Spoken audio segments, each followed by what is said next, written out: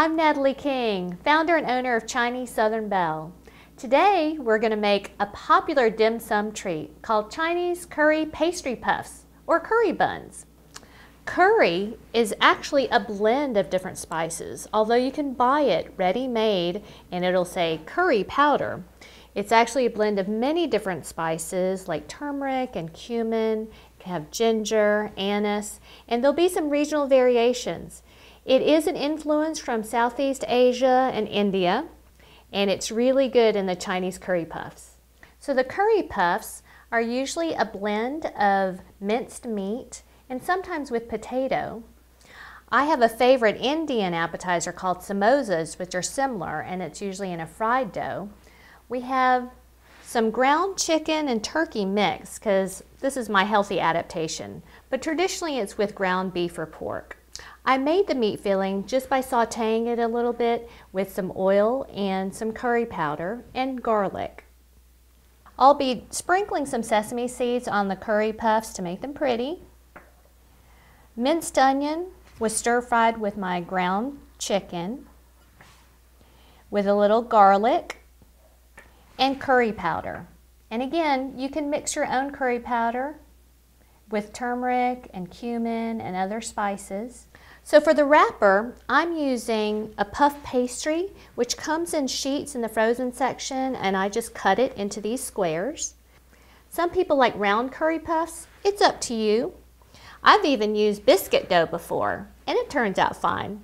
A little bit doughier, but it's still good. So place the puff pastry on a clean surface, and if it's sticky, just put a little bit of flour. And I'm going to put some filling in there. This is a mixture of the meat and a little bit of potato with the curry seasoning. This is my curry filling, which is a little ground chicken with the sauteed onions and garlic, curry powder and seasoning, a little bit of salt and pepper. You don't want to overfill it, but depending on how large you cut your pastry puffs, fold over one corner. Now I'm making a triangle shaped pastry. If you did a round shape, just fold it over like a turnover. Seal the edges gently. And then you can use a fork to help you finish the sealing.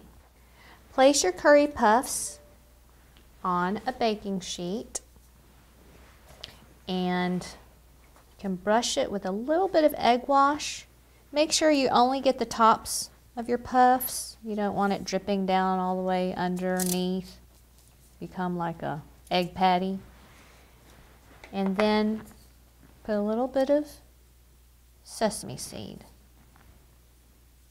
on top. Great, stick it in the oven.